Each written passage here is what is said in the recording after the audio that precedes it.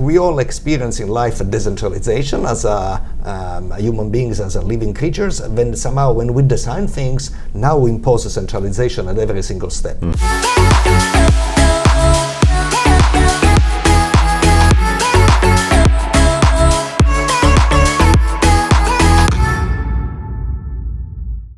Hey guys, welcome back to another episode. I am lucky enough to be able to sit down today with Mr. Silvio Micali. He is the founder of Algorand. He has an extensive pedigree in history, not only in computer science, but in blockchain as well. So really looking forward to this opportunity to talk about Algorand as well as computer science and everything that Mr. Micali thinks is going on today in the realm of blockchain. So Silvio, thank you so much for taking the time, Justin. Good friend. Highly appreciate it. So you have an extensive pedigree. So for people that may have never heard of you, could you just walk us through your background a little bit? Well, I've been a cryptographer for some 30 years and change, and professor at MIT, and interested in blockchain in the last few years, and then I decided to throw my hat into the arena and design from scratch a new blockchain. Sure. Yes. Now, what's interesting is that you've made a lot of contributions that are considered pretty foundational to a lot of blockchains that are built nowadays. One of those being, and correct me where I go astray, are zero-knowledge proofs. You were pretty instrumental in developing that concept of cryptography. Yes. Yes, correct. And if you what is for those watching who might not know what that is, or what its purpose is, or what problem it solves, could you share that with us? Well, one of the problems we face in society as humans is privacy and correctness. You want both, right? It's very easy to be correct if everybody votes by raising hands. You can count the votes correctly, and everybody is convinced that something, what the tally is going to be. Sure, you can count the votes, You can count the votes. But if you want to be somehow have privacy, then it's much harder to count correctly the votes. How do you know? If I tell you, you vote over here, yes, and then I tell you the tally is, who is convinced? Nobody. Sure. So the idea is that you might want to somehow encrypt your votes and then reveal what the tally is without revealing anything at all about who voted for whom. Mm-hmm. So zero-knowledge proofs gives the tools for proving that something is true without revealing why this is so. Sure. Usually proofs require telling the whole story, and some zero-knowledge proofs allows you to go zoom directly on the very end what the claim is true, and without knowing why. And then zero-knowledge computation, which is something like running an election, is consequences of this thing. And I'm very happy, this got up, and many people use it. I'm happy we are here to build technology for the world. Yeah. I'm happy about that. Yeah. Mm-hmm. Yeah, the way I always understood it was essentially it's a way to prove that you have arrived at a proper conclusion without revealing any information about the conclusion itself. Yes. So if I have a very complicated mathematical algorithm and I solve it, I can have the aha moment with you, and you know that I'm right, I deserve the eureka, but I don't have to actually show you how I solved the problem. You said it much better than me. I think you should continue to interview yourself. Yes. Okay, so what would you say, besides the zero-knowledge proofs, which is what I assume most people go to, is there anything else in your experience in computer science, anything that you've written or that you've contributed that you are particularly proud of or that you would point to? Like, what would you put on your mantle, when you are, kind of talking about your pedigree and what you've done? Well, first of all, I co-invented with my good friends and colleague Shafi Goldwasser probabilistic encryption that has set the standard of what does it mean to be a secure encryption these days, and verifiable random function that is some way essentially to produce randomness, that everybody is convinced that something has been fairly and randomly selected, rather than entrusting somebody else to toss coins on our behalf. Sure. And so the interplay between randomness and computation, the interplay between security and privacy, generally speaking, the complexity theoretic approach to complexity is something that I engaged in for many years, and I'm very happy that we made headway and improvements along this path. Yeah. Sure. And would you say that those are widely used nowadays, those standards that you talked about? Oh, absolutely. So behind the curtains and all, a lot of the technology, for instance, that we developed in digital signature schemes, in secure authentication goes on, whenever you want to go to a web browser or things like this. You and I never know as users, but underneath somehow your browser knows that it's going to say to Bank of America rather than some other imposter, right? And things like this. So all these this technology has had various ways to go to the market. Initially, if you ask me as a technology, I was very impatient. I felt that this technology should be employed right away. It took a bit longer than I wanted, but eventually it's coming.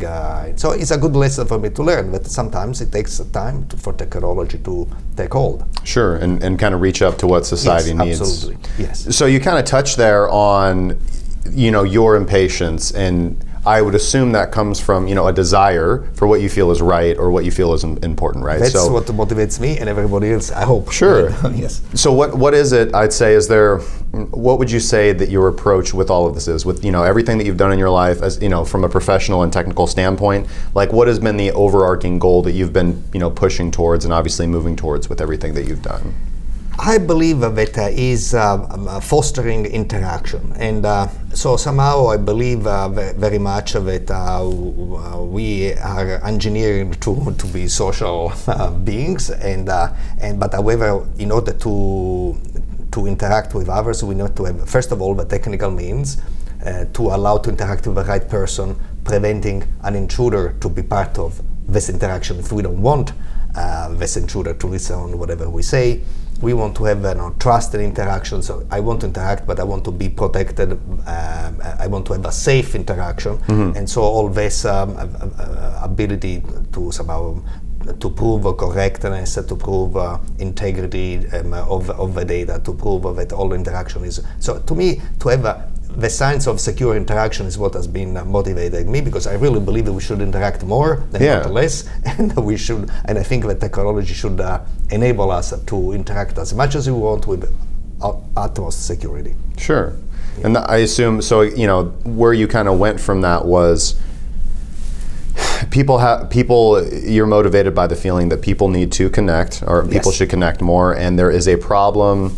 Would you say it's just fundamental with how we've constructed society, or where we're at with just our evolution, or our technological or social evolution, where we do have these overarching fears of, again, you talked about connection and being able to either do a transaction or a communication or have a relationship, whatever it might be on that level, in a safe manner. What was your impetus or your motivation originally, I assume when you were younger, physical security, or was it kind of directly the technical programmatic networking from the get-go?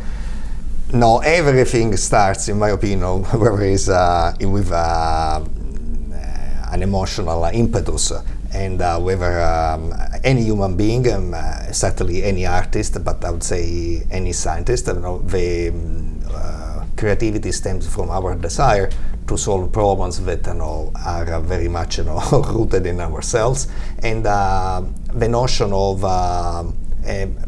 the ability to interact, the wish to interact with others, and in a secure manner that nobody can take advantage of you, and somehow, but you want to open yourself to the world. I mean, we all are. We care about privacy as much as we care about interacting with others. I mean, we ourselves are an envelope of privacy with the skin, and so we want to reveal whatever we want, and we don't want that the things run over without our consent. And we want Facebook has that taken care of for us. There are a few glitches in the communication process. However, we live in very interesting and challenging and actually very good times. The technology has enabled us to interact with far and wide. I think that's very good. And now, however, we made a few mistakes along the way, and basically we lacked a certain piece of technology. So I somehow spotted an opportunity here to develop some better technology to continue on this path, because we want to go forward and not backwards. Sure. In interaction. Yeah. So let's use that to segue into what you were here, obviously, to talk about at CESC, where I first met you and where we had a chance to speak. I listened to your presentation, and again, as we were saying before the interview, the big takeaway that I got, and I've heard the issue before, the blockchain trilemma, which is that you have three major components of any decentralized or distributed network, which is privacy, security, and scalability. Right now, you can generally, and I believe, I don't know if it was Vitalik, I want to give credit where credit's due, kind of started talking about this problem at first. He said you're going to right now be only able to select two, right? You can either scale and be safe, but you sacrifice the third at all times. And that's just where we're at with our technology. I'm kind of adding that in because I don't know if Vitalik was making an empirical statement like this is how it will always be. I always assume whatever the problem is the problem rooted in human psychology, which we might not be able to solve, or is the technical problem? For example, if you went back 500 years and the problem you were discussing was transmitting messages across long distances. Well, there's nothing innate in human psychology that prevents us from doing that. That's just a technical problem. Give us a few hundred years, we'll solve that, right? And we did, right? So when we're talking about building either a social network or a network to transfer value on, which is a social network, it's just in a technical nature. I always try to look at things like, is this a social problem or not? So you, from what I took away from your presentation, was this is a false paradigm. You can have all three. Yes. So tell me a little bit about that. And so first of all, by the way, the trilemma was one of the main reasons for my entering the field, because I hate impossibility. Right. Somehow I believe that as humans we should try to strive always whatever is currently considered impossible. And so zero knowledge proofs, how can it be that seems antithetic? You want correctness, you want privacy. Well, you can have you have to choose. There are a few impossible things in the world, but fortunately for us, there are much fewer than the ones. They are not as numerous as we think. Yeah, we're figuring it out. So all of a sudden we say, okay, it's impossible for a blockchain to be secure, distributed, and scalable. Well, let's assume this were true. Then we'll be in deep trouble, right?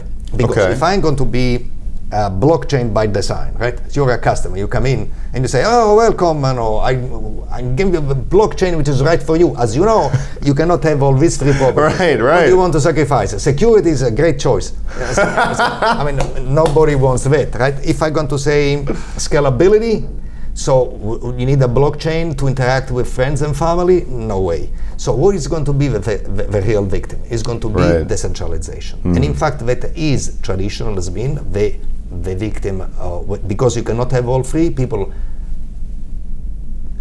implicitly or explicitly, they sacrifice decentralization. And that, I think, is really a pity. Because we can learn a lot about the decentralization. We can conduct our affairs much faster and much more securely in a decentralized world. But it is hard. So if you look at Bitcoin, that sparked my interest and everybody else's interest, I'm sure. It started with a great idea of Mr. or Mrs. Nakamoto, or the Nakamotos, how many there are, but it was a great idea. But it was a first idea. And so the idea is that you want to figure out who is going to have the right to attach the next block to the blockchain. And that's where the power is, right? And so if I were to be the only one who can decide which transactions are valid and therefore which block I want to attach to the blockchain, I have unchecked power. This cannot pass. And so Nakamoto's idea was, say, gee, we are going to have a complex riddle, and his body is welcome to solve it. The first one to solve it has the right to attach the next block to the blockchain. Now that's better than putting me in charge of designing the next block. And initially worked a little bit in a decentralized fashion, but then the cost of solving the riddle, and the cost of the riddle goes up with the competition. The more people to solve the riddle, the harder and harder is the riddle becomes. And then we are at a point in which somehow only 3 mining pools control the blockchain of Bitcoin. So they can decide what the next block is going to be, and that is a tremendous amount of power, and does not pass my vision for what a decentralization is. Mm-hmm. And so then the other technologies out there, like delegated proof of stake, I must say, don't even try to be decentralized. They just say, let's choose these 21 people, they look honest, let's assume they're honest, let's further assume that we'll continue to be honest in the foreseeable future. Why don't we give them the power to choose the next block in the blockchain on behalf of all of us? Mm-hmm.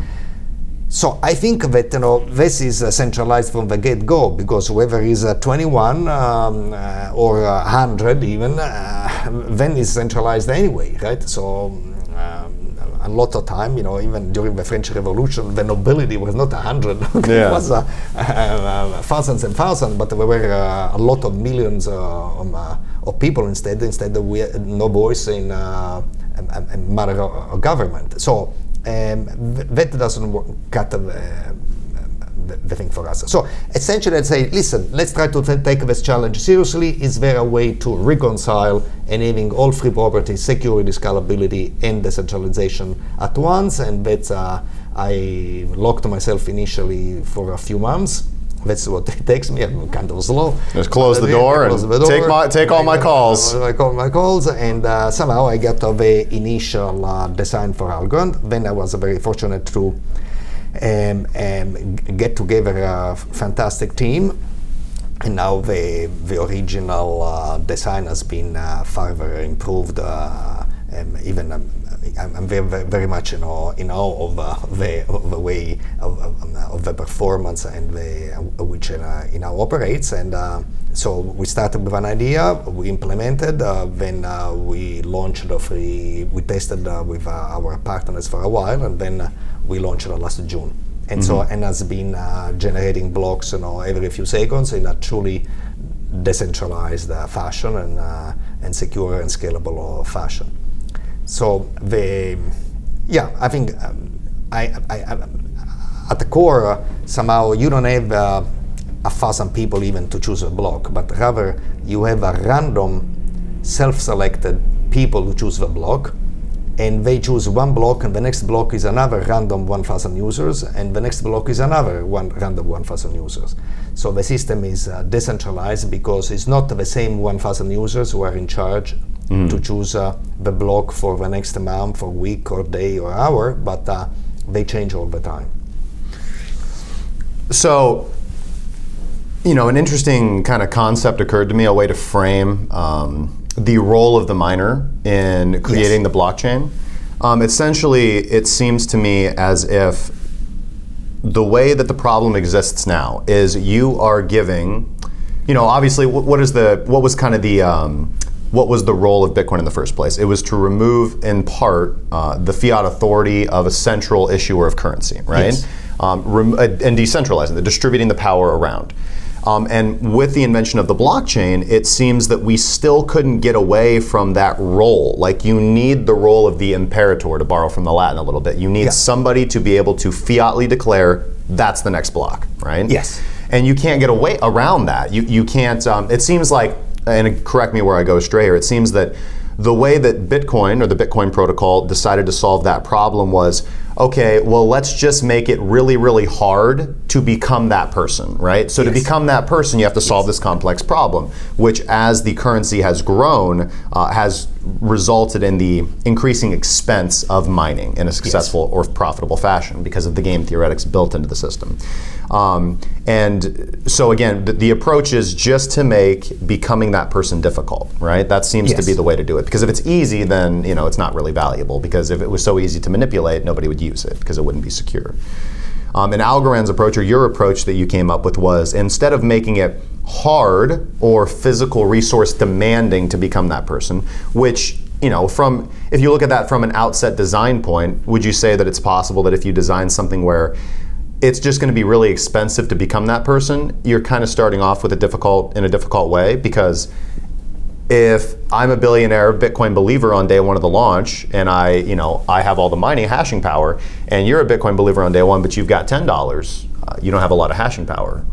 I'm gonna be writing far more blocks than you. Correct. Correct. So then the idea is different. So in Algorand, every block is chosen by a committee. The way it works is as follows: you are going to have a bunch of tokens out there, and so somehow the system randomly selects 1,000 tokens, and these tokens must belong to somebody, and the owners of these tokens somehow participate in putting together the block. Okay, now the question really is, tokens are inanimate objects. Right. Who selects them? Sure. Okay, well, it's not going to be me. Okay, point one.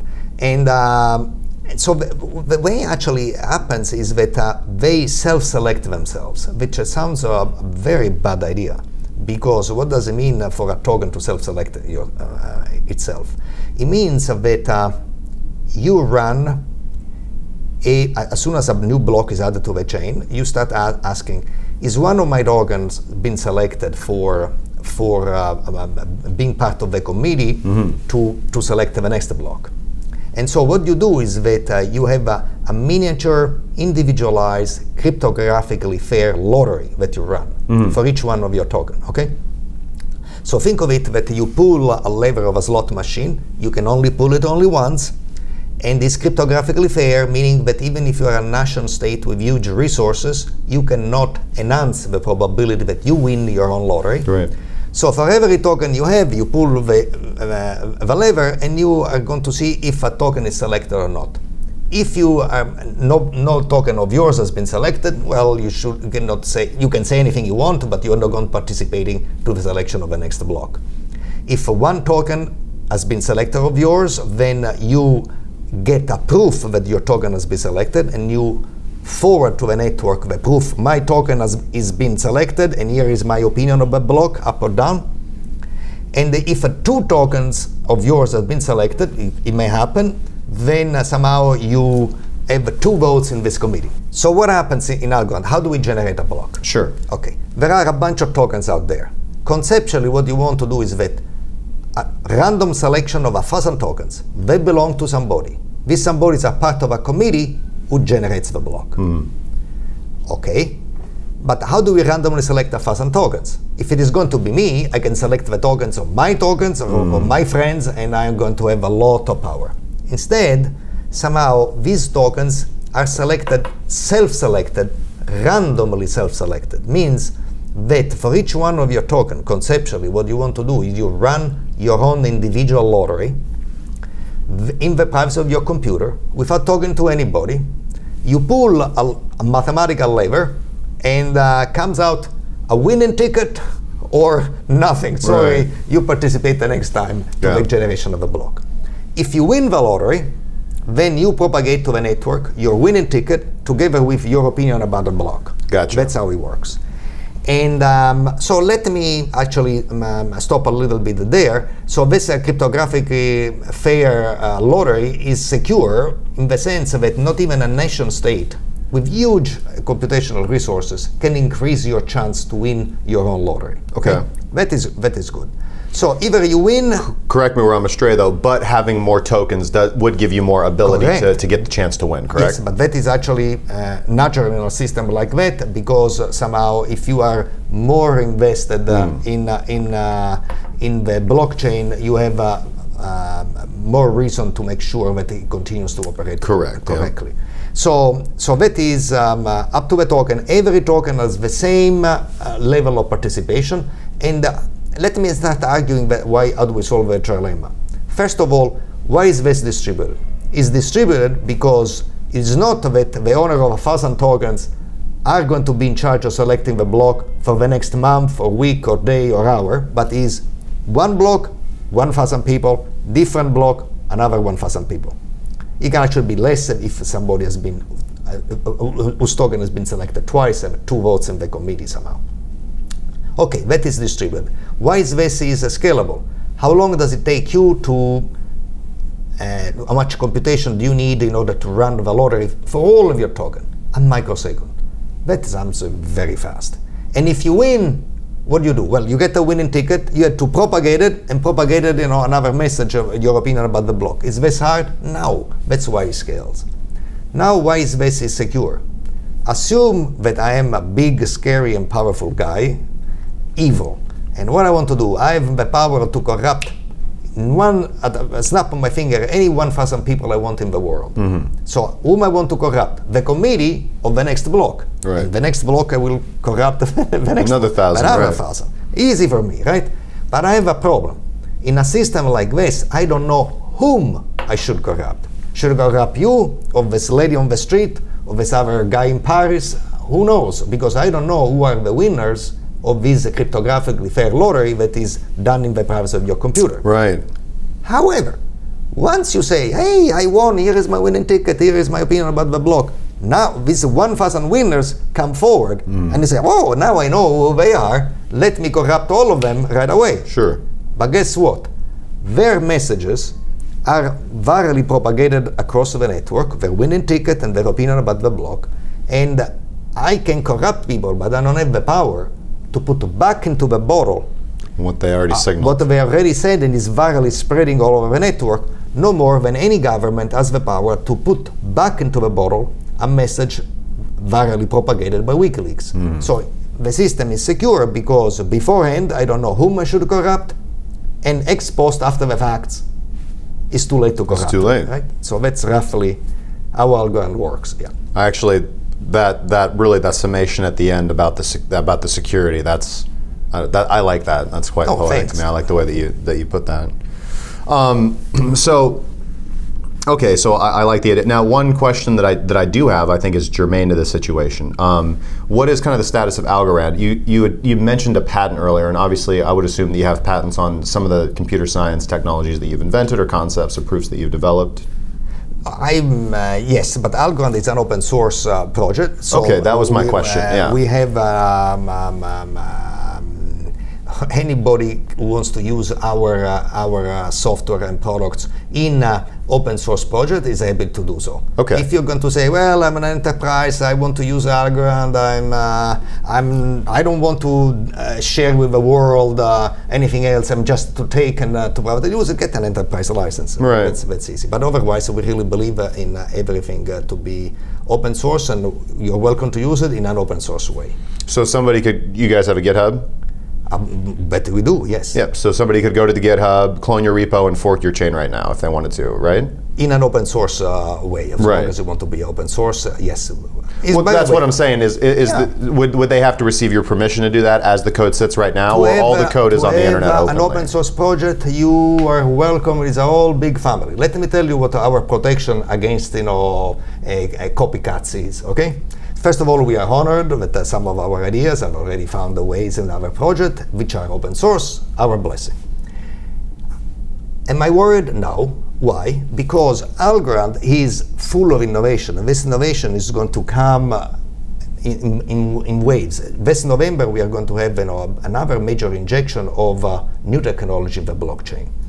And so if somebody copycats us, we are already working on the next release. Right. They can copycat this, and then we are going to go on another release, they can copycat this. And then at the end, the users were going to decide, do I want to be at the source of the technology, or I want to be with the copycats? I believe that is an easy decision to make. Cool.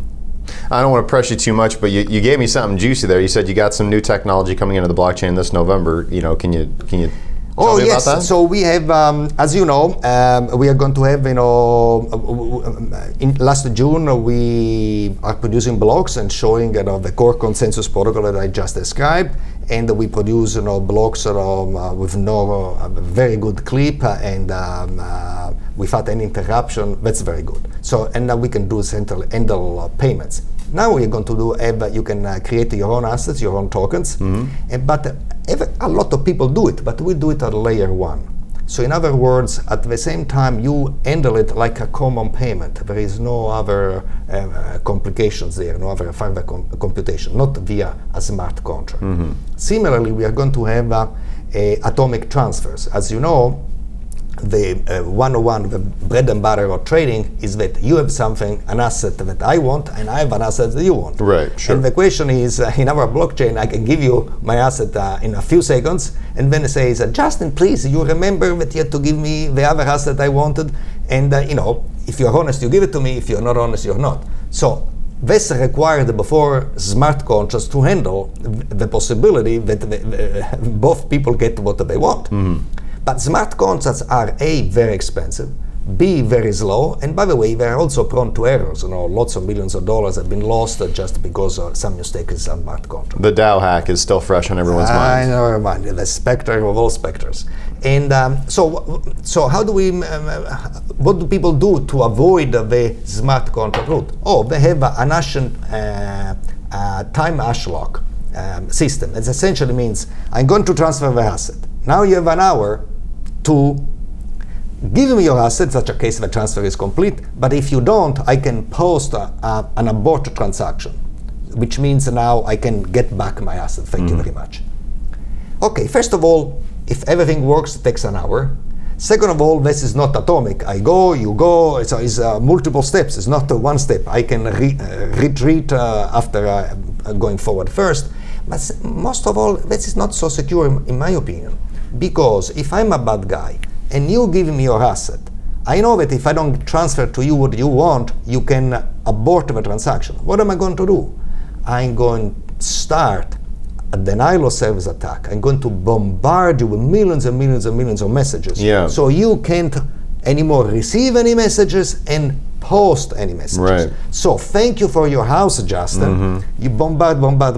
You can. An hour passes and the house is mine, and you never were able to abort the transaction. That is not good. That is not a safe interaction. So that's similar to hash lock time functions on the Bitcoin network. That's right, because if you want to solve it by smart contracts, complicated, expensive, slow, you want to do time hash and lock, no good. What do? We do, because by the way, if in order to complete an hash lock, time hash lock, you must have not an hour, but you must be given a day or 2 days or 3 days, so that denial of service attack becomes so expensive, I give up, and then I can abort it. You give up, I give up, you can abort the transaction. Instead, what do we do? Somehow we have an atomic transfer because essentially is a single transaction that we have. Single layer, it's on layer one. Not only layer one, but one transaction, not something from me, something from you. If you don't give it, I do something else. That is 1, 2, 3 steps. One step, one transaction. Think of it as a joint transaction. If this is posted on the blockchain, we both have what we want. If I cannot help to post this thing, or you cannot help because it's a single transaction, I keep my asset and you keep your asset. Nobody has lost anything. So this atomic transfer, I believe they are going to serve our customers well and everybody's well, because if you want to incentivize people to transact more and more securely, in my opinion, that is a trade as it should be. Atomic, and nobody can cheat anybody else. And why they cannot cheat? Because it's a single transaction. And the next thing that is going to be available now this November is TIL script. Think of it, these are very simple smart contracts. They are not a Turing complete smart contracts, so we shall do that later, and we shall do it in a very interesting way too. These are actually something that solves the 80% of the reason for which people need smart contracts in the first place. And so somehow, like post and sale, I'm going to post an asset that you say, everybody for the next day, the first one who matches my price can get it.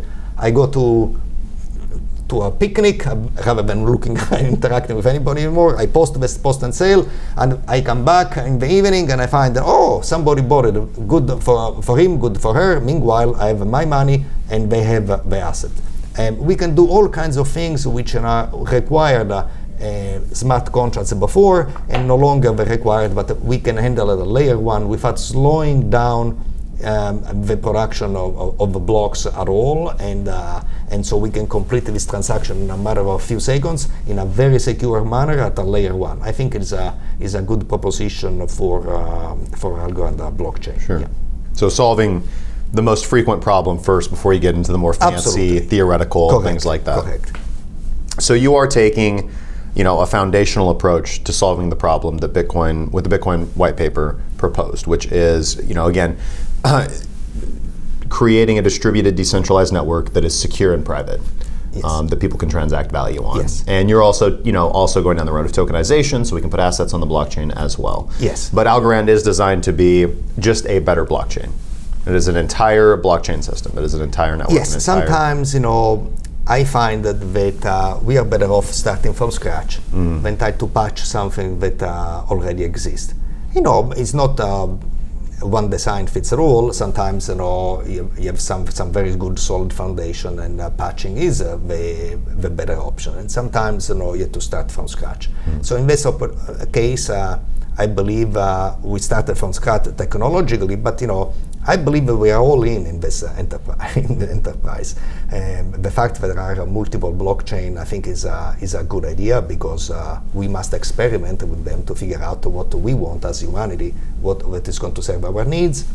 And so I really believe that the notion of the idea of a smart contract, the idea itself of a blockchain, I think that these are actually made progress. Whether the particular solution was not the right one is a different story, because you must give credit, first of all, to having the idea. So I think Nakamoto had a great idea, and I believe Ethereum with this other better way of organizing smart contract was also a good idea. But I believe that we are not yet at the level in which we can really enjoy the decentralization we all need and love, and we need more technology for that. And I'm hoping that Algorand will be actually part of the solution. Yeah. Cool. Great, man. A couple more questions, man. We're getting close to our crunch time here.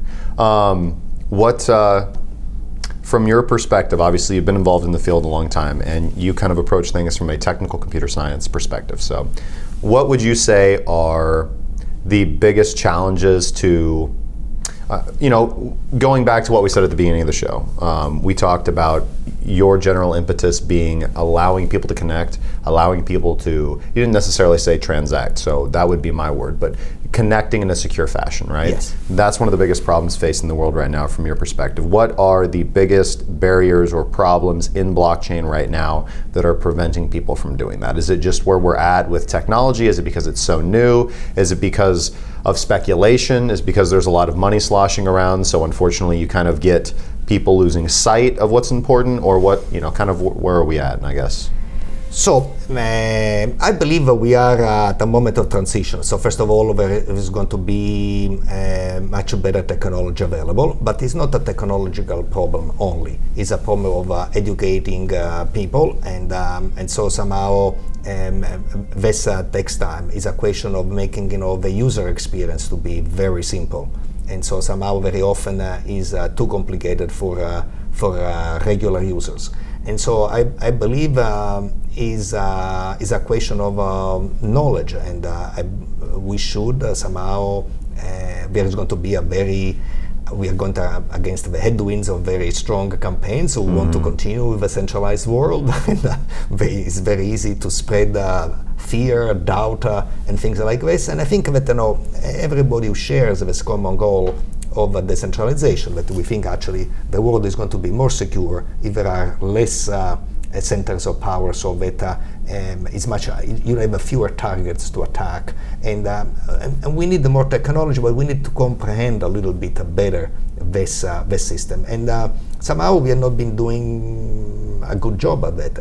I mean, we are doing a great job, but we should be doing much, much better. And so I think we should all join forces and explaining all this. And the strange thing is that if you look at this centralization, is really a contraption. If you look at our bodies, my body, organisms, and living organism, are they centralized to say, there is somebody, Silvio, now you are hungry, look for food. It doesn't work that way, right? So somehow my immune system works on its own. Right, it's like an argument in here all the time. Absolutely. And so it's very strange, however, that even though we all experience in life a decentralization as human beings, as living creatures, then somehow when we design things, now we impose a centralization at every single step. And there was a technological barrier. I believe with Algorand and a few others, we have been able to push this the boundary. Now we have the technology to be decentralized. We need better communication. I think we want to have informed citizens in which they really partake in this goal of decentralization. They see what is good about having disintermediated transaction. Just think about it. When you and I, in a centralized world, we want to transact, what do we want to do? We want to trade, I want to buy your house. We want to be a third party who is the guarantor of the transaction. And guess what? The third party wants money from me and you. In fact, 6% of the global GDP goes to financial friction. Is this good? I don't think so. Yeah. Right? But and by the way, that becomes more and more centralized, because the case can be made that somebody who is going to make us whole if something goes wrong has to be bigger than you and me. Otherwise, if he has no assets to go after, how good and how helpful can he be? So therefore, this is going to be bigger, and then when these guys want to transact with one another, then it's somebody even bigger. Even bigger, and sure. The number of banks and it diminishes every single day. Pretty soon we are going to have 5, and I don't think that's the direction we want to go. And so the idea that we can transact with anybody we want in a secure, peer-to-peer manner without involving anybody else is going to be a better world, and we can keep, centralization perhaps in some other parts. I'm not saying that nothing has to be centralized in the human experience, but somehow there is a lot of room for direct participation and direct interaction, and that's what I'm passionate about it. Great, man. Great. Honestly, I'd love to ask you like a billion more questions, man. But it is. Will another time. Yeah, absolutely, man. Absolutely. Hey, Justin, I really like your style. Thank you so much, man. Highly appreciate it, my good friend. You have a great day. Thank you. You too.